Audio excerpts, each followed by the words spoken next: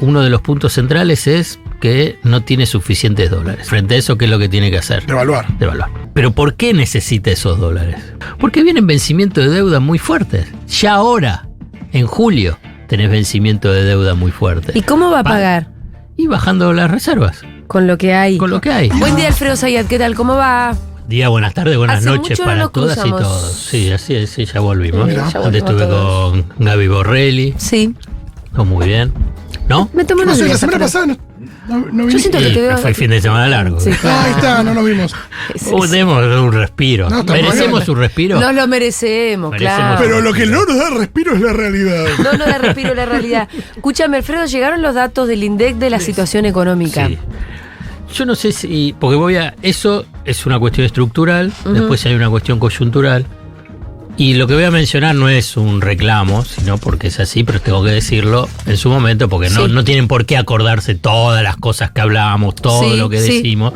Pero yo creo que hace bastante, más o menos cuando comenzó el periodo de Milei, yo había mencionado de alguna forma que la economía es el que en última instancia le va a poner algún tipo de límites o puede llegar a estar en una situación de fragilidad. Porque Sí. vos lo veías a Milei avanzando con todo. Hoy es jueves.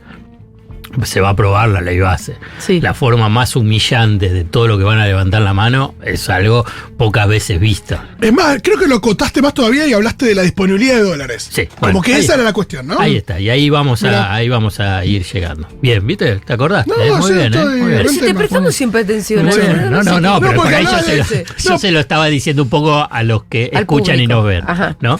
Digo, y no es para mostrar, sí, lo había dicho, ni nada por el estilo, sino para tratar de entender cómo son las dinámicas en Argentina, las políticas.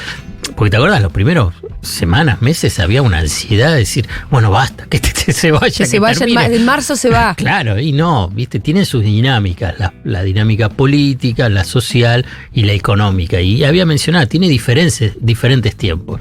Y digo la política porque lo que va a pasar hoy, jueves, porque por ahí lo van a escuchar en otros días, es que muchos van a levantar la mano de una forma que es, pocas veces fueron humillados, degradados. Ratas. No, una ensobrados. Degenerado fiscal. Y después que dicen, bueno, es porque darle una herramienta, digamos, una cosa que es solamente por también otra cosa que no hablamos acá, quien los amalgama no es Milei.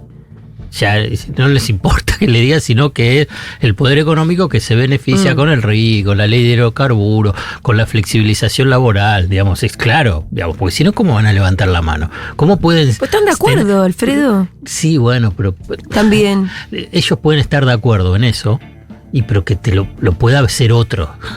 Lo puede hacer otro. Digamos, a ver, para llevarlo a la década del 90. Menem no les decía, son una basura y me tienen que votar. No. Conseguía los votos. Después, y así en cada uno de los procesos políticos. Le dice de todo.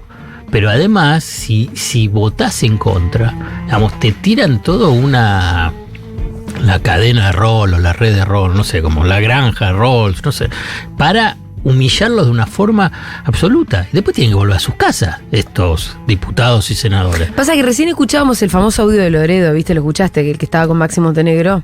Sí. Que en realidad lo que te das cuenta es que de Loredo está de acuerdo con bajar bienes personales y con dejar el impuesto a las ganancias. Están de acuerdo porque son representantes de alguna forma, por diferentes motivos, del poder económico, no de Milei. Entonces a lo de Milei pasa a ser una anécdota, cuando no lo es institucionalmente. Entonces degradan eso. Dicho esto, porque lo quería mencionar porque finalmente hoy va a salir finalmente la primera ley muy licuada, pero va a tener Milei, ¿no? Pasaron 6 meses larguitos, ¿no?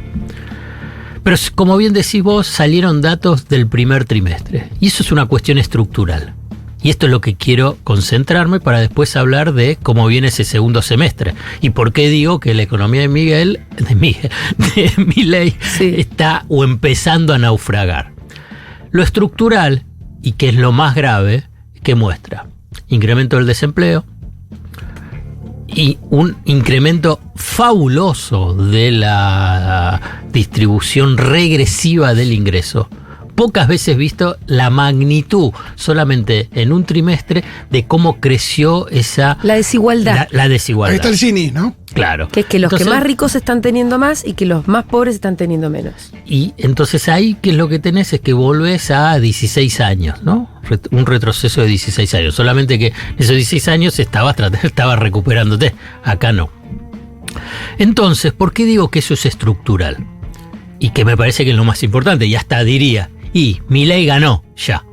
O, si querés, quienes están representados en Milei ya ganaron. Ujú. ¿Por qué? Porque he visto en la historia, sé también que es una deformación mía, pero tengo que hacer recorridos históricos para entender el presente, que cuando vos ves el proceso de la dictadura, el proceso de la década del 90 y la de Macri, el gran golpe a los ingresos de los sectores populares, y sectores populares incluyo a las clases medias, aunque ellas por ahí, algunos no se sientan parte, digamos, el gran golpe viene en ese comienzo, en el comienzo de las gestiones. Al principio. Al principio, 3 meses, 6 meses. Ahí es donde viene el gran golpe, donde tenés la caída. Eso se dio, por ejemplo, con lo de Martínez de Oz, ¿no? Entonces vos ahí tenés la gran caída y obviamente con particularidades diferentes en cada uno de estos procesos políticos, económicos y sociales. Obviamente, cuando se da ese gran golpe en la dictadura, la situación socioeconómica en Argentina, visto a la distancia, era una cosa fabulosa. Una tasa de desocupación del 4%, Sí. niveles de pobreza bajísimos, indigencia casi no había, una movilidad social ascendente, una informalidad bajísima. Digamos, el acceso a la propiedad. otro país. Bueno, pero a lo que voy es que ¿cuándo tienen que dar el gran golpe los sectores conservadores, reaccionarios? Apenas de derecha? empiezan. Apenas empiezan. Tienen ahí, son los momentos de más popularidad, de más apoyo. Es cuando todavía la gente está diciendo hay que darle tiempo. Exacto. Y todo ese tiempo, bueno. Cuando te están fusilando. Sí. Entonces, así fue con la dictadura, así fue con Menem y la convertibilidad, porque tuvieron hiperinflación Menem y después vino la convertibilidad, y así fue Macri. Macri devalúa muy fuerte, baja las retenciones, vienen los tarifazos, y ahí es donde tenés la caída del salario. Y que si vos ves ese recorrido histórico, bueno, y ahora lo tenés con Milei, si vos ves ese recorrido histórico, después hay recuperaciones. Yo puedo suponer, si tiene esa misma tendencia, es que próximos datos que vas a empezar a ver de Milei no van a estar en ese pico, o puede subir en este segundo trimestre, puede subir un poco más, pero después ya no, porque es así, digamos, no es que va a desaparecer la Argentina. Lo mismo pasa con la caída de la industria, de la actividad económica. Hay un momento que llega ahí y va a empezar a recuperarse, digamos, esa desigualdad, y todos te van a decir, bueno, hay que esperar y hay que darle tiempo. Pero Sí, si- la discusión será sobre la inclinación de la B. hasta si se vuelve al punto de partida vinculados con niveles de ingreso y con el tema de la desigualdad. Y si vos ves cada uno de estos golpes, no se vuelve. Claro. Siempre te queda un poquito peor. Claro, es un serrucho para abajo. No sé si se entiende. Sí, se ¿no? entiende.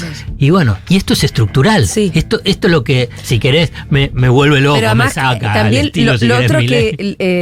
que también hay que ver, cuando uno ve también todo toda la historia, es que los gobiernos peronistas suelen redistribuir mejor. Cuando no lo logran hacer, por lo menos no lo empeoran. Los gobiernos de las derechas, bueno, sí, aumentan la pobreza, aumentan la desigualdad, aumentan el desempleo. Sí. Viene un gobierno peronista, trata revertir un poco esa Sí. tendencia, no llega nunca Nunca llega. a tener un país como Suecia, pero trata por lo menos de frenar esa tendencia, revertirla un poco, repartir un poco mejor, pero te van dejando pisos cada vez más abajo. Por eso es estructural, porque es así. Digamos, durante el kirchnerismo se intentó. Pero cuestiones estructurales no lo pudieron modificar. La tasa de informalidad está en el 25-30%. La fragmentación y heterogeneidad del mercado laboral no lo pudieron modificar estructuralmente, sí en las periferias, sí en los márgenes, mejor dicho, y coyunturalmente.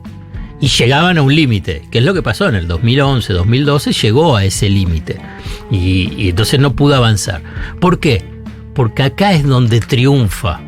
Y lo vuelvo a decir para que quede claro, pero para poder entenderlo y después poder tener una acción sobre eso y un análisis. Acá es donde triunfa, si querés, el poder económico, los sectores conservadores y de derecha, en esos momentos.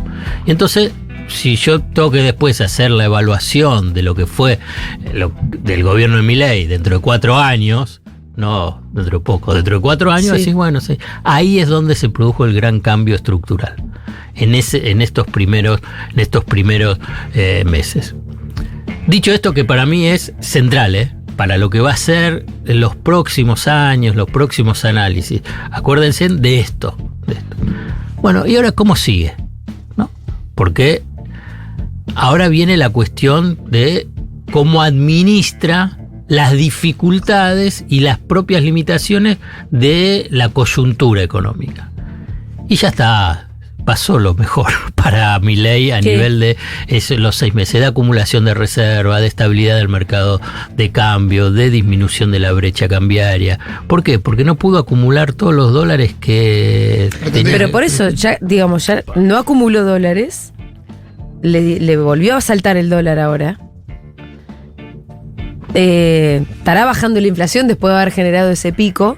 Pero hay que ver cómo porque que puede volver a subir. en julio es mayor que la de... No, La de junio va a ser mayor que la de mayo. Junio es mayor que la de mayo, hay que ver Pero la ¿qué de me julio. estás queriendo decir con el ya está? ¿El daño ya está hecho? El daño ya está hecho. Sí, porque Bueno, aparte el daño sobre todo en el poder adquisitivo.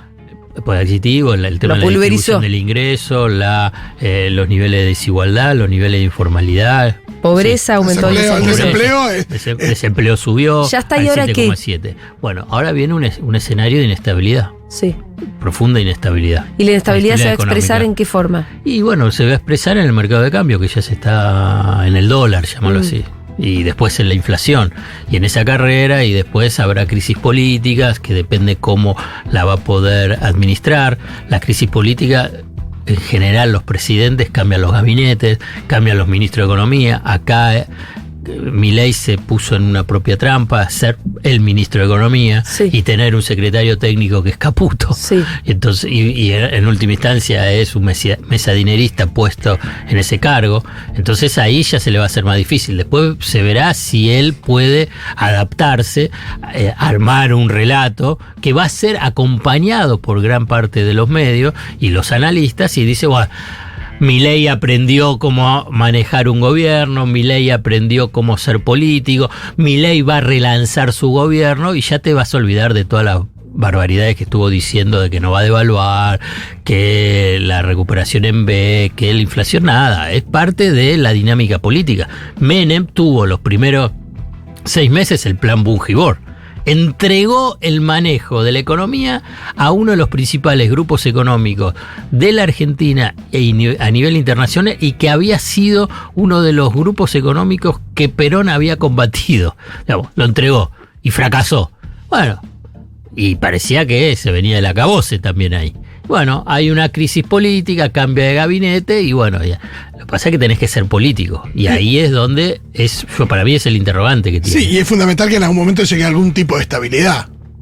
Digo, No Menem- necesariamente. ¿No? Sí, Menem sí. Digo, Menem la logró, logró una estabilidad con muchísima exclusión, pero me parece que eso fue lo que... Bueno, es lo que le está diciendo todo. Cavallo, Melconian, Broda, Carlos Rodríguez. Va a tener que hacer, si quiere, un plan de estabilización.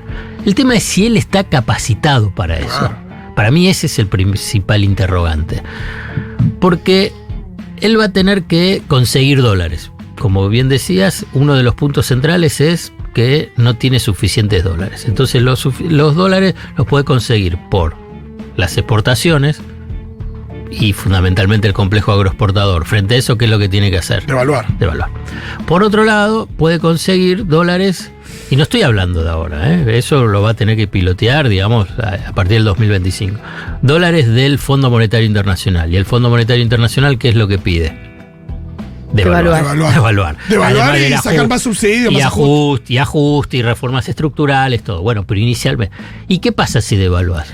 Se dispara la inflación. Se dispara la inflación. Por ahí no Es la de la mayor misma, promesa. no en la principal magnitud, no en la magnitud de cómo fue diciembre, pero vas a tener un rebote. Bueno, frente a eso, una de las banderas principales de Milei, ¿cuál era? La inflación, casi la única. Es la única. Pero lo Y único superávit. sí. Y superávit. Sí. Es casi lo único que trucho. Pero superávit para que no haya inflación. Hay una cosa donde.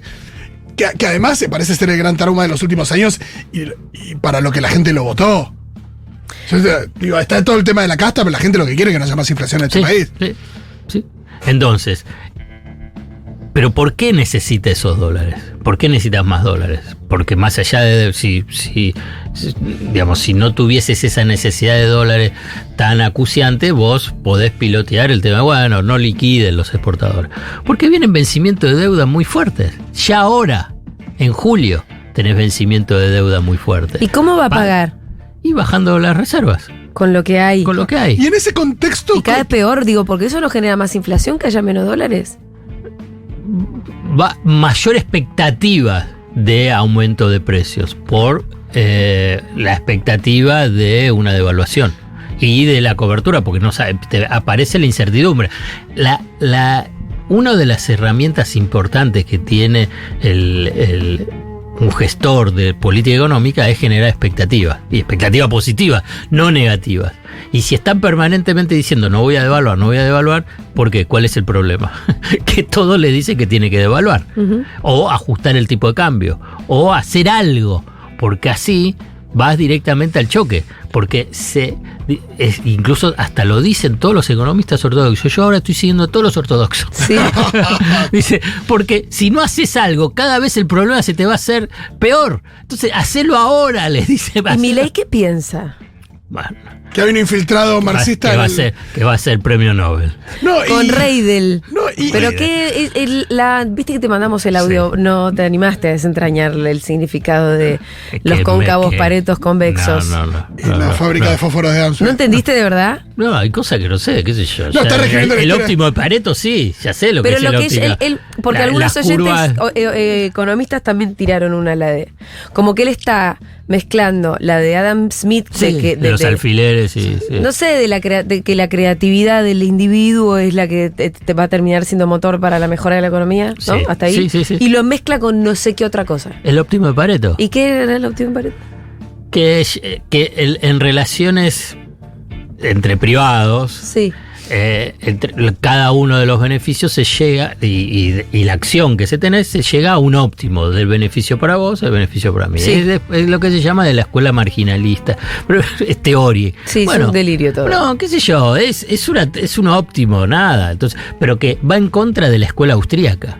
Ah, No, él ya está por encima de todo. Pero el otro día Va en cuando. contra de la pero escuela porque él la está austríaca. superando, la está No, contradiciendo. porque los austríacos, al revés, la escuela austríaca, y esto es porque lo dicen propios economistas de la escuela austríaca, Sí. cuando salió esto, porque ahí lo leí, ¿no? Dice, no consideran el óptimo de Pareto. A nivel todo es teoría, ¿no? Sí, Todo sí, es sí, teoría, sí, sí. teoría económica. Pero entonces, qué sé yo, no sé. Pero no, a mí me parece interesante porque ya es un devarío total, porque digo, si vos ya estás incluso contradiciendo lo que fue tu teoría económica soñada de toda la vida, tal vez porque desde el poder empiezan a cambiar las cosas. El delirio de grandeza ya es. Y los delirios, ¿no? Julia, acá fue la primera vez que lo dije, es el rey de la zaraza. Sí, sí. Y entonces a mí me resulta difícil, digamos, abordarlo, y yo Pero- creo que no, nosotros pero lo hay- intentamos racionalmente. Algo que no es. Entonces- pero escúchame, No, pero entonces- tiene consecuencias reales. Un segundito. Sí. Tiene consecuencias reales porque ahora hay algo respecto de estos comentarios sobre el FMI, ¿no? Porque hay algo de estos delirios de grandeza o esta. No, ahora yo te iba a que de repente mencionar algo. lo llevan a eso, a posicionarse de esa manera. Yo creo que tiene que ver también con cómo está, cómo se posiciona frente al FMI. No sé qué consecuencia puede tener eso. Bueno, por eso, pará. Entonces ahí son dos planos. Uno es cuando él habla de economía, y siempre fue así. Y yo digo, es el rey de la zaraza. Por ejemplo, él en un momento agarraba y repite, él escucha, por ejemplo, dos cosas. Él escuchó, y obviamente porque habló con Sturzenegger, porque Sturzenegger tiene esta concepción, y te estoy hablando antes de ser presidente, me parece que era candidato, no sé en qué instancia, si ya había ganado las PASO, cuando le preguntaba en su momento una de las rodilleras de oro, que era Luis Majul, decía, bueno, ¿qué pasa con el tema de las tarifas? Entonces, y Majul le estaba pidiendo que le diga a la gente que no iba a aumentar las tarifas. Le hacía la pregunta y le hacía la respuesta. Y él lo decía. Y él repetía lo de Sturzenegger. En ese momento, después fue cambiando, ¿no? Y Sturzenegger que decía, e incluso escribió un paper cuando fue presidente del Banco Central, que si aumentan las tarifas no aumentan los precios. ¿Pero por qué? Del resto de la economía. Claro. Entonces no tenés inflación. No es inflacionario los aumentos de precio de las tarifas. ¿Por qué? ¿Por qué? Porque la familia Mengolini Vázquez tiene un presupuesto. Sí, que se lo tiene que dar todas las tarifas. Entonces consumís menos Sí. de otros bienes. Sí. Y entonces esos bienes no suben porque bajan la demanda de esos bienes. Esa es la teoría. Pero La si verdad la es que familia- esos muchachos son La gordos. teoría. Pero en la familia- ¿Se prueba en la realidad? No importa. Pero la familia Levin le sube, la familia Levin, que es psicólogo, psiquiatra, le sube las tarifas de luz y gas. Y él no puede decir voy a subir mis honorarios porque me subió las tarifas. Claro, eso es lo que está Entonces, pasando. Bueno, en ese caso, Claro. claro. Pero bueno, yo te digo cuál es la, Sí. es la lógica. Entonces, él decía eso, pero después dice otra cosa. Por eso digo que depende de con quién está hablando. Ahora estuvo hablando seguramente con Demian Reidel, Es muchas un nuevo cosas, ídolo. y entonces empieza a repetir, y entonces repite, y entonces va cambiando. En un momento dice una cosa, después dice otra, es contradictorio, no importa. Igual utiliza todas palabras que la mayoría dice, pero ¿y este qué está hablando? Vamos cuando al te perdés- FMI, porque se Bueno, supone y que el ahí, FMI con todo lo que pensamos sobre el FMI, no es gente que esté delirando con el premio Nobel. Nah, ¿Y ellos qué lectura están haciendo? bueno. El FMI, punto uno, a Caputo no le va a dar nada. No le van a dar. A Caputo. A Caputo. Digamos, ¿Y a Caputo, Sturzenegger capaz sí? hay que ver. Digamos, empecemos, como se diría, el comienzo. El Fondo Monetario Internacional, ¿quién lo maneja? Estados Unidos. Estados Unidos. Hoy está Biden. ¿Cuándo son las elecciones? Y en enero podría llegar a fin Bueno, de año, pero en enero. O sea, cambiaría. olvídate este Este año semestre. ¿No? Olvídate este semestre. ¿Cuál es la apuesta? Digamos, yo te diría, hasta da penita porque es media ingenua. Es decir, que digamos la apuesta libertaria es que gane Trump. Entonces, si gana Trump, nos va a dar la plata. Bueno, No sé si es muy ingenua. ¿Por qué decís que es ¿vos ingenua? pensás que Trump en enero asume y lo primero que se le va a preocupar es, sí, señores, vamos a ocuparnos de Argentina? De Argentina. Estados Unidos. Claro, tiene Trump. 1000 temas antes. Digamos, para mí es ingenua. Puedo equivocarme. No te lo digo, para mí. Digamos, Sí. en el sentido que. Sí, probablemente no sea en está- enero, sea en abril. ¿Qué sé O yo? mayo, junio. Y Sí, sí. bueno, pero entonces, pará. Claro, pasó mucho tiempo eso, digo. Pasa tiempo porque vos tenés que pagar las cosas, digamos. Ya estás la en campaña demanda. electoral del año que Y viene. tenés que pagar. Total. Tenés que pagar de deudas, tener el tema de importaciones, digamos, tenés muchas cosas y tenés tensiones. Entonces, bueno, eso por un lado. Después pasás al fondo. El fondo dice, escúchame, Caputo es el que nos mojó la oreja, no nos hizo caso, dilapidó 15 mil millones de dólares por el propio Milei, que lo dijo, que le dimos el crédito, que le decíamos no podés usarlo. Bueno, Lagarde le pidió a Macri, titular del Fondo Monetario, tenés que sacarlo a Caputo, lo sacaron finalmente a Caputo. Y este viene a pedirnos plata. ¿Cómo hace ¿Pero para qué? volverse a acomodar ese hijo de bueno. puta? Qué bárbaro. Bueno, porque así es la derecha. Sí, pero la Ayer lo propia mencioné, derecha lo ayer lo expulsa, mencioné. porque si es Ayer- Lagarde que dice sacalo este chanta, la propia No, derecha bueno, también. pero le pasa que es en Argentina. Digamos, si querés es una... No, me voy a ir a una deriva. Sí. Pero no, después vuelvo. Si querés, al final, al tema de la autocrítica y la reflexión sobre qué pasa con la derecha y qué pasa con los sectores del nacional y popular, los sectores progresistas. Pero vuelvo. Entonces, el Fondo Monetario Internacional, ya ahí vas a tener que cambiar el equipo económico. Pero a la vez, vos lo que tenés es que Milei, ¿qué es lo que dijo? Sin mencionarlo, dijo que Rodrigo Valdés es responsable de qué es lo que está pasando con los pasivos del Banco Central, los famosos puts, que es un representante del socialismo, Rodrigo Valdés. ¿Quién es Rodrigo Valdés del FMI? Sí, del Es el FMI. chileno. Es el chileno Ah. porque trabajó con Bachelet. Y entonces son del Foro de Es San un zurdo. Pablo. Es un zurdo. Entonces, Y teóricamente él se tira contra quién tiene que firmar, el burócrata que tiene que firmar. Y porque obviamente el fondo, a este gobierno, al anterior, y al anterior, lo único que hace siempre es más exigencia y correr el arco. Así funciona. Si no hay otra historia, si no la conoce, claramente. Milei hay muchas cosas que no conoce, tiene un nivel de ignorancia y desconocimiento del funcionamiento del Estado, de las relaciones internacionales, bueno, de casi todo. Bueno, entonces el tipo se tira contra quien tiene que firmarle el cheque. Sí. Para que después lo avalen el directorio. El directorio le dice, a ver, ¿quién firmó el cheque? ¿Rodrigo Valdés? Ah, bueno, entonces sí se lo damos. Si no, no se lo dan. Y el tipo se tira contra eso. Por eso metía el tema del delirio de grandeza, de pensarse por encima de todo, ¿no? Sí. Y que eso le puede jugar en contra. Y el cuarto es que a medida que pasa el tiempo en este vínculo amor y odio con el fondo, ¿qué es? Es el brazo financiero de la geopolítica de Estados Unidos, pero a la vez también es una tecnoburocracia. Tenés más de 1000 burócratas que están en el Fondo Monetario Internacional, que ganan fortuna y cuidan su escritorio. Sí. Iba a decir otra cosita, pero cuidan su escritorio. Sí. ¿No? Entonces, ¿qué es lo que pasó desde Alfonsín hasta ahora? No voy a hacer todo el recorrido. Todos los que firmaron un acuerdo con Argentina.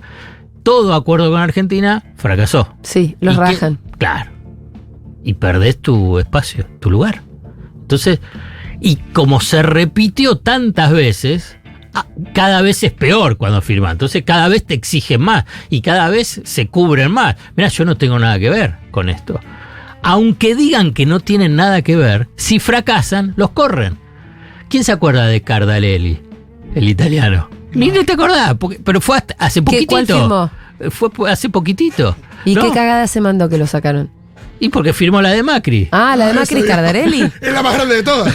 Y después tenés... No fue Lagarde. Lagarde presidente, pero después tenés los técnicos. Los claro, que en este caso está Valdés. Y a Cardarelli... Teresa Terminacial. Esa, la verdad, bueno, esa fue también la de Anup Singh. Sí, sí, me acuerdo. Bueno, todo volaron después. Todo, porque es así funciona la tecnoburocracia del Fondo Monetario Internacional. Y tiene su lógica. Che, ustedes hicieron con esto. Más esto o menos, porque después la receta la siguen aplicando la misma. Claro, pero tiene que venir otro. Si no, ¿cómo va a venir? ¿Y pero si no, cómo no van a otra? fracasar con la misma técnica siempre? Obvio. Y sí, van a fracasar. Pero la verdad, el Fondo Monetario Internacional, y esto es también, parece de manual, a ver, ¿qué le importa? ¿Por qué da un préstamo a un país? ¿Cuál es el objetivo de darle la plata a países como en su momento Egipto, Ecuador, Portugal, Grecia? ¿Quién se lleva después esos dólares? ¿Para qué sirven los dólares que da el Fondo Monetario Internacional? Para el poder económico que se lo fuga. Por lo menos la experiencia nuestra es esta. Nos dan la plata, la saca el poder económico. ¿Y cómo la saca? Porque sirve para pagar las deudas. Del propio fondo. No, de los acreedores. Claro. El fondo es el auditor de los acreedores privados, de los grandes acreedores. Antes era de los bancos internacionales, el Citibank, el Deutsche Bank, el Chase Manhattan Bank, el Barclays, el inglés Barclays, Credit Suisse, eso era. Después vinieron los grandes fondos de inversión, Templeton, que fue BlackRock, PIMCO, todos nombres que parecen de medicina, medicamentos. Pero bueno, pero entonces tienen deuda de esos países. Y entonces dice, bueno, y a ver, ¿quién nos rescata? Y ahí aparece el FMI. Y ahí aparece el FMI. Porque hay muchos debates, lo que se llama el moral hazard, el riesgo moral, ¿no? Entonces dice, bueno, ¿quién tiene? Bueno, hubo un momento en Estados Unidos, porque Estados Unidos es el principal aportante de dólares al Fondo Monetario Internacional, porque es el principal accionista, por eso es el dueño. Entonces dice, los del fondo, Estados Unidos, un gran debate que había entre demócratas, republicanos, dicen, no, bueno, que pierda los que se apostaron a Argentina comprando deuda, bueno, que la pierdan, ya está. Sí, ¿por qué tenemos que ser garantes nosotros? ¿Por qué los contribuyentes de Estados Unidos tienen que hacer sus aportes para salvar a los grandes fondos de inversión. Sí, en el discurso decían los jubilados norteamericanos, ¿no? Exactamente. Sí. Eso fue el secretario del Tesoro de Estados Unidos en el momento. Estamos hablando de la Rúa, pero no importa. Bueno, eso sigue estando vigente. Entonces, el Fondo Monetario Internacional presta al país, pero presta al país para que le pague a los acreedores. Hasta un límite. Y llega un límite y si no, bueno, hay una reestructuración o hay un default. Sí. Bueno, entonces, yo lo único que puedo suponer es que, independientemente de quién gane las elecciones de Estados Unidos, porque viste, vos me decías, bueno, Trump por ahí lo hace, independientemente de que siga Milei, independientemente de lo que sea el acuerdo, puede llegar un momento en que los grandes fondos de inversión, BlackRock a la cabeza, que tiene una influencia sobre los demócratas y los republicanos de una forma muy importante, bueno, dele 10.000 millones de dólares el Banco Mundial y todo, entonces así podemos empezar a salir, vender esos bonos, nos pueden pagar la deuda y bueno, por ahí le da espacio para ver si pueden recuperarse y no entrar en default, porque si no pierden plata. Bueno, un poco es eso, un escenario muy inestable a nivel coyuntural que va a definir cuál es la capacidad política, si tiene Milei, para poder navegar estas aguas turbulentas que se vienen. Muchas gracias, Alfredo Zayat. Hasta la próxima.